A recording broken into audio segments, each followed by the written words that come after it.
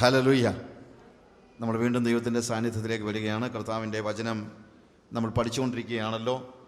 കഴിഞ്ഞ സെഷനിൽ നമ്മൾ യേശു ക്രിസ്തുവിൻ്റെ ക്രൂശിലെ തിരുമൊഴികളിൽ 4-ാമത്തെ തിരുമൊഴി, എൻ്റെ ദൈവമേ നീ എന്നെ കൈവിട്ടതെന്ത് എന്ന് കർത്താവ് ചോദിക്കുന്ന ആ ചോദ്യത്തെക്കുറിച്ചാണ് നമ്മൾ വിശകലനം ചെയ്തുകൊണ്ടിരുന്നത്. നമ്മൾ കണ്ടതുപോലെ നമുക്ക് മനസ്സിലാക്കാനായിട്ട് ബുദ്ധിമുട്ടുണ്ട്. മാർട്ടിൻ ലൂഥർ പറഞ്ഞ വാക്ക് ഞാൻ ഒന്നുകൂടെ ഓർപ്പിക്കട്ടെ. God has forsaken God who can understand it. ദൈവത്തെ കൈവിടുകയോ ആർക്കാണിത് മനസ്സിലാക്കാൻ കഴിയുന്നത്? നമ്മുടെ ബുദ്ധിക്ക് അതീതമായ കാര്യമാണ് കാൽവരി ക്രൂശിൽ നടക്കുന്നത് എന്ന് നമ്മൾ മനസ്സിലാക്കണം. കാരണം അത് അദൃശ്യ ലോകത്തിലെ ഒരു യാഥാർത്ഥ്യമാണ്. ദൃശ്യലോകത്തിലെ യാഥാർത്ഥ്യങ്ങൾ മാത്രമേ നമുക്ക് നമ്മുടെ ബുദ്ധി കൊണ്ട് ഗ്രഹിക്കുവാനും വിശകലനം ചെയ്യുവാനായിട്ട് കഴിയത്തുള്ളൂ. അദൃശ്യ ലോകത്തിലെ യാഥാർത്ഥ്യങ്ങൾ മനസ്സിലാക്കാൻ നമുക്ക് ആത്മാവിൽ മാത്രമേ നമുക്കത് മനസ്സിലാക്കാൻ കഴിയുള്ളൂ. ആത്മയാഥാർത്ഥ്യങ്ങൾ, ദൃശ്യയാഥാർത്ഥ്യങ്ങളുണ്ട്, ആത്മയാഥാർത്ഥ്യങ്ങളുണ്ട്. യേശുക്രിസ്തു എന്തുകൊണ്ട് എൻ്റെ ദൈവമേ നീ എന്നെ കൈവിട്ടതെന്ത് എന്ന് ചോദിക്കുന്നു? എന്തുകൊണ്ട് യേശുക്രിസ്തുവിനെ പിതാവായ ദൈവം പ്രത്യക്ഷത്തിലെങ്കിലും കൈവിട്ടതായിട്ട് നമുക്ക് മനസ്സിലാക്കാനായിട്ട് കഴിയുന്നു? അല്ലെങ്കിൽ അതുകൊണ്ട് എന്തുകൊണ്ട് കർത്താവ് ആ കാര്യത്തെ ചെയ്യുന്നു?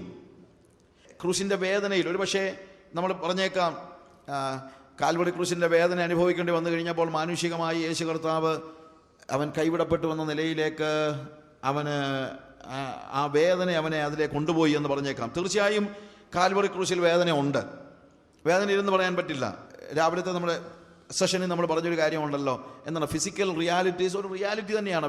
വേദന എന്ന് പറയുന്നൊരു യാഥാർത്ഥ്യമാണ്. കഷ്ടത എന്ന് പറയുന്നൊരു യാഥാർത്ഥ്യമാണ്. ഒരു മനുഷ്യൻ്റെ കൈകളിൽ ആണിയടിച്ച് കയറ്റിയാൽ ഉണ്ടാകുന്ന വേദന എന്ന് പറയുന്നൊരു യാഥാർത്ഥ്യമാണ്. ചിലപ്പോൾ ആളുകൾ സ്വാഭാവികമായ ഒരു സംശയം ഉണ്ടാകാം, യേശു ദൈവമല്ലേ?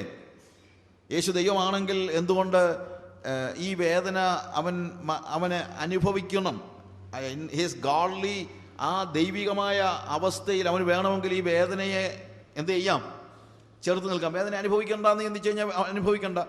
എൻ്റെ ശരീരത്തിലുണ്ടാകുന്ന വേദന എനിക്ക് അനുഭവിക്കേണ്ടെന്ന് വെച്ചാൽ അനുഭവിക്കേണ്ടെന്നില്ല. കാര്യം ഞാനൊരു വെറും മനുഷ്യൻ മാത്രമാണ്. എനിക്ക് വേണമെങ്കിലുണ്ട്, വേണ്ടെങ്കിലില്ലെന്ന് പറയാൻ പറ്റും? നമുക്ക് ആർക്കെങ്കിലും പറയാമോ? വേദന എന്തുവാ, നമുക്ക് അനുഭവിച്ചാൽ അനുഭവിച്ചു, ഇല്ലെങ്കിലില്ല എന്ന് പറയാൻ പറ്റുമോ? ഇല്ല. വേദന ഒരു ഫിസിക്കൽ റിയാലിറ്റിയാണ്. എന്നാൽ യേശുവിന് വേണമെങ്കിൽ വേദന ഒരു ഫിസിക്കൽ റിയാലിറ്റി അല്ലാതാക്കാൻ കഴിഞ്ഞേനെ, വേണമെങ്കിൽ, ബിക്കോസ് ഹി ഈസ് ഗാഡ്. എന്നാൽ അത് യേശു ചെയ്തില്ല. എന്തുകൊണ്ട് ചെയ്തില്ല? അവൻ ഒരു പൂർണ്ണ ദൈവമായിരിക്കുമ്പോൾ തന്നെ ആരുമായിരുന്നു? ഒരു പൂർണ്ണ മനുഷ്യനുമായിരുന്നു. യേശു ശരിക്കും ഇതുപോലെ തന്നെ വേദന എടുത്തോ? യെസ്. എനിക്ക് വേദനിക്കുന്നത് പോലെ തന്നെ യേശുവിനും വേദനിച്ചു. എനിക്ക് വിശക്കുന്നത് പോലെ യേശുവിന് വിശന്നു. എനിക്ക് ദാഹിക്കുന്നത് പോലെ യേശുവിന് ദാഹിച്ചു. എനിക്ക് വേദന എടുക്കുന്നത് പോലെ യേശുവിന് വേദനിച്ചു. അവൻ ഭൂമിയിലേക്ക് ഇറങ്ങി വന്നപ്പോൾ എടുത്ത ഒരു വലിയ തീരുമാനമുണ്ട്. അവൻ ദൈവത്തോടുള്ള, ഫിലിപ്പി ലേഖനം 2-ാം അധ്യായത്തിൽ ആണ് നമ്മളത് കാണുന്നത്. ആ ഭാഗം നമുക്ക് പലപ്പോഴും, ഞാൻ ക്രിസ്തുവേശുള്ള ഭാവം എന്ന് പറഞ്ഞ് എൻ്റെ ഒരു കണ്ടിന്യൂസ് ആയിട്ടുള്ള മെസ്സേജ് അതിനകത്തുണ്ട്. അപ്പോൾ ആ ഭാഗത്ത് ഞാനിവിടെ വിശദമാക്കുന്ന ഒരു കാര്യമുണ്ട്. എന്താണ് വാട്ട് ഹി വാസ് ഡൂയിങ്? താഴേക്ക് ഇറങ്ങി വരുമ്പോഴത്തേക്ക് യേശു കർത്താവ് എടുത്ത പ്രധാനപ്പെട്ട, when he was coming down to the world, when at the time of incarnation, Yeshu എടുത്ത പ്രധാനപ്പെട്ട തീരുമാനം എന്താണ്? അവനെടുത്ത പ്രധാനപ്പെട്ട തീരുമാനം, അവൻ ദൈവത്തോടുള്ള സമത്വം മുറുകെ പിടിച്ചു കൊള്ളണമെന്ന് വിചാരിക്കുക. അതോടാണ് നമ്മൾ പറയുന്നത്, നമ്മൾ വായിക്കുന്ന 2-ാം അധ്യായത്തിൻ്റെ 5 മുതലുള്ള ഭാഗം വായിക്കുമ്പോൾ, ക്രിസ്തുവേശുള്ള ഭാവം തന്നെ നിങ്ങളിലും ഉണ്ടായിരിക്കട്ടെ. അവൻ ദൈവരൂപത്തിലിരിക്കെ ദൈവത്തോടുള്ള സമത്വം മുറുകെ പിടിച്ചു കൊള്ളണമെന്ന് വിചാരിക്കാതെ ദാസരൂപമെടുത്ത് മനുഷ്യ സാദൃശ്യത്തിനായി തന്നെത്താൻ ഒഴിച്ച് വേഷത്തിൽ മനുഷ്യനായി വിളങ്ങി തന്നെത്താൻ താഴ്ത്തി മരണത്തോളം, ക്രൂശിലെ മരണത്തോളം തന്നെ അനുസരണമുള്ളവനായി തീർന്നു. അവന് ദൈവത്തോടുള്ള സമത്വം മുറുകെ പിടിച്ചു കൊള്ളാമായിരുന്നു. പക്ഷേ ഭൂമിയിലേക്ക് ഇറങ്ങി വരുന്നതിന് മുമ്പ് തന്നെ അവൻ തീരുമാനിച്ചു, ഞാൻ ഭൂമിയിൽ ജീവിക്കുന്ന കാലം അത്രയും തന്നെ ദൈവത്തോടുള്ള സമത്വം സൂക്ഷിച്ചു കൊള്ളുകയില്ല. He never wanted to keep equality with God because he wanted to become like a man, a total man, a complete man. പൂർണ്ണ മനുഷ്യനാകാനുള്ള അവൻ്റെ ഡിസിഷനാണ്. അതുകൊണ്ട് എന്താ സംഭവിക്കുന്നത്? ഭൂമിയിൽ ജീവിച്ചിരുന്ന സമയത്ത് അവൻ മറ്റുള്ളവർക്ക് വേണ്ടിയൊക്കെ അത്ഭുതം പ്രവർത്തിച്ചെങ്കിലും അവൻ ഒരിക്കൽ പോലും അവന് വേണ്ടി അത്ഭുതം പ്രവർത്തിച്ചില്ല. മറ്റുള്ളവർക്ക് വിശന്നപ്പോൾ അവൻ ഭക്ഷണം കൊടുത്തെങ്കിലും അവന് വിശന്നപ്പോൾ അവൻ ഭക്ഷണം ഉണ്ടാക്കിയെടുത്തില്ല. മറ്റുള്ളവർക്ക് വേദനിച്ചപ്പോൾ അവൻ്റെ വേദന മാറ്റിക്കൊടുക്കാൻ അവൻ പരിശ്രമിച്ചെങ്കിലും അവന് വേദനിച്ചപ്പോൾ ആ വേദന അവൻ വേണ്ടെന്ന് വെച്ചില്ല. ബിക്കോസ് ഹി വാസ് മാൻ.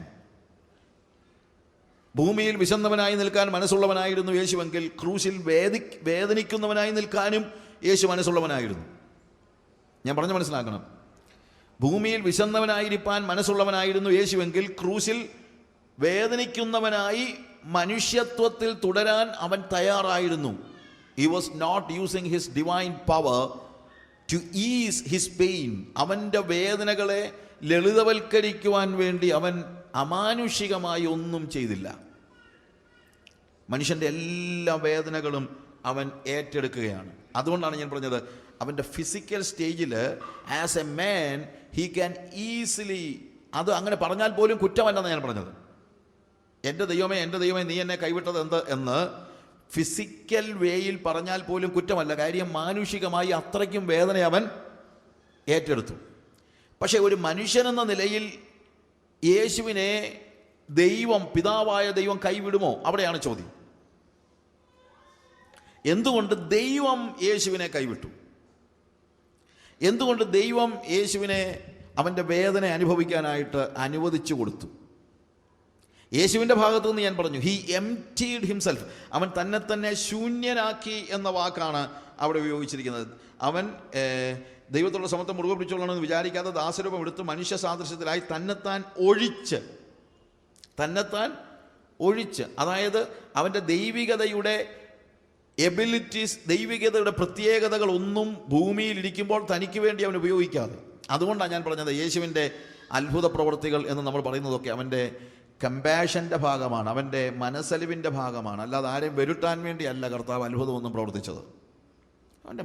അവൻ്റെ മനസ്സലിവിൻ്റെ ഭാഗമാണ്, മനസ്സലിവ്. എന്നാൽ അവൻ തന്നെത്താൻ എംപ്റ്റി ചെയ്തതുകൊണ്ട് മാനുഷികതയിൽ അവൻ അനുഭവിക്കേണ്ട ഏത് സാഹചര്യത്തെയും നേരിടേണ്ടി വന്നപ്പോൾ അവൻ ദൈവികതയെ എംപ്റ്റി ചെയ്താണ് എങ്ങോട്ട് വന്നത്.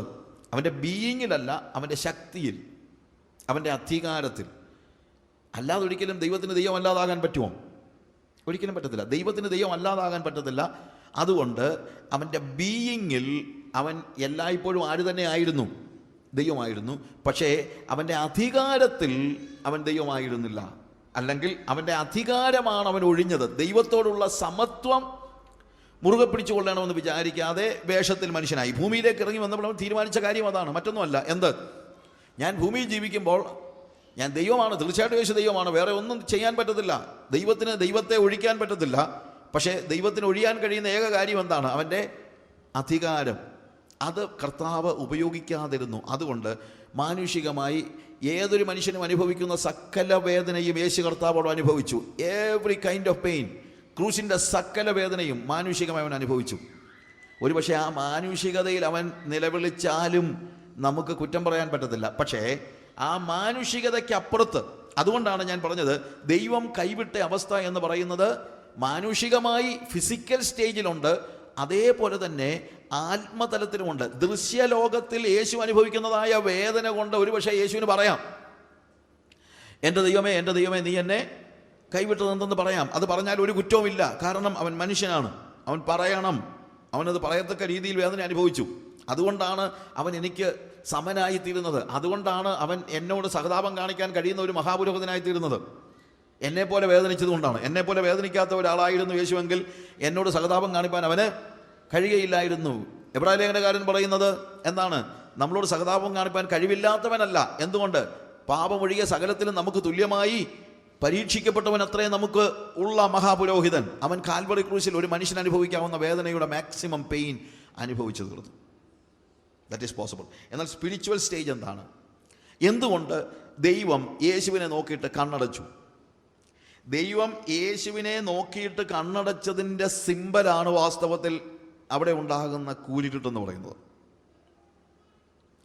അതായത് കാൽവറി ക്രൂശിൽ പിടഞ്ഞു മരിക്കുന്ന തൻ്റെ സ്വന്തം മകനെ ദൈവം നോക്കിയിട്ട് കണ്ണടച്ചു. ദേശത്തെല്ലായിടവും ഇരുട്ടുണ്ടായി എന്ന് പറയുന്നത് അതിൻ്റെ ഒരു സൈനാണ്. അത് അതാണ് ഞാൻ പറഞ്ഞത്.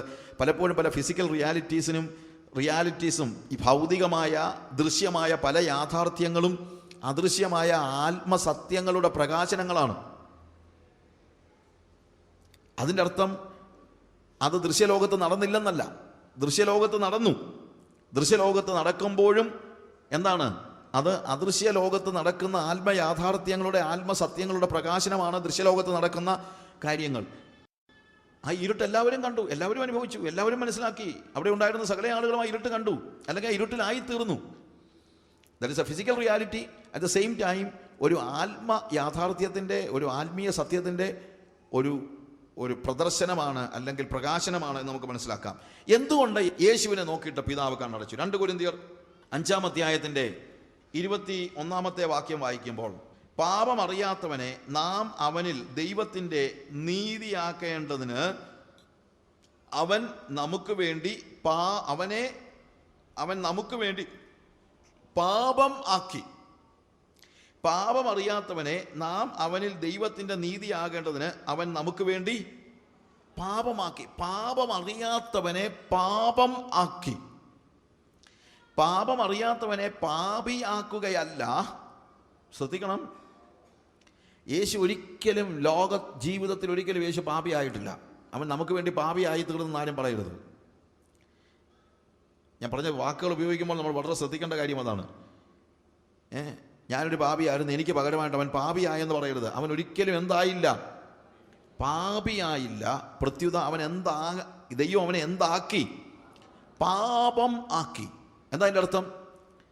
എൻ്റെ പാപങ്ങളെല്ലാം, എൻ്റെ പാപം മാത്രമല്ല, ലോകത്തിലുള്ള സകല മനുഷ്യവർഗത്തിൻ്റെയും ആദാം മുതൽ ഇങ്ങോട്ട്, ആദാം റിബല്യസ് ആയിട്ട് പഴം പറിച്ചു തിന്ന, അല്ലെങ്കിൽ നന്മതിന്മകളെക്കുറിച്ചുള്ള അറിവിൻ്റെ വൃക്ഷഫലം തിന്ന് ദൈവത്തോട് മത്സരിച്ച മത്സരമാണല്ലോ ആദ്യത്തെ പാപം. That was the first sin ever happened in the life of mankind. മനുഷ്യ കുലത്തിൽ, മനുഷ്യ ജീവിതത്തിൽ ആദ്യം നടക്കുന്ന കാര്യം ആദാം റിബല്യസ് ആയിട്ട് പഴം പറിച്ചു നിന്നാണ്. അന്നത്തെ ആ പാപം മുതൽ ലോകത്തിൻ്റെ അന്ത്യത്തിൽ കർത്താവ് തിരിച്ചു വരുമ്പോൾ ആ നിമിഷത്തിൽ മനുഷ്യൻ ചെയ്തിട്ടുള്ള പാപങ്ങൾ എന്താണോ അതുവരെയുള്ള ലോകത്തിലെ സകല പാപങ്ങളെയും യേശു ഏറ്റെടുത്ത് ഹി ബിക്കെയിം സിൻ.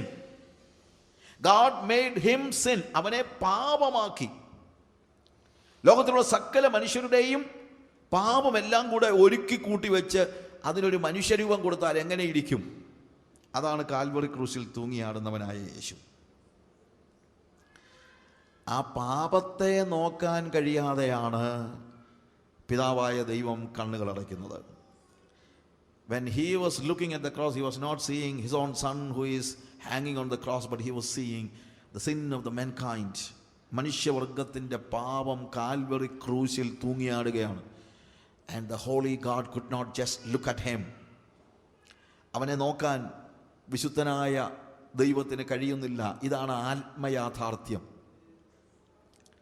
അതുകൊണ്ടാണ് ദൈവം സ്വന്തം പുത്രൻ കാൽവറി ക്രൂശിൽ കിടക്കുമ്പോൾ കൈവിടുന്നത്, അഥവാ അതിനെ ശ്രദ്ധിക്കാത്തത്, അതല്ലെങ്കിൽ അവൻ്റെ നിലവിളി കേൾക്കാത്തത്. 22-ാം സങ്കീർത്തനത്തിൽ നീ എൻ്റെ നിലവിളി എന്താണ് കേൾക്കാത്തത്? യേശുവിൻ്റെ നിലവിളി അവന് കേൾക്കാൻ കഴിയുന്നില്ല. കേൾക്കാൻ കഴിയുന്നില്ലെന്ന് തന്നെയല്ല, കേട്ടിരുന്നെങ്കിൽ എന്തായിരുന്നേനേയും സ്ഥിതി എന്ന് നിങ്ങൾ ആലോചിക്കണം.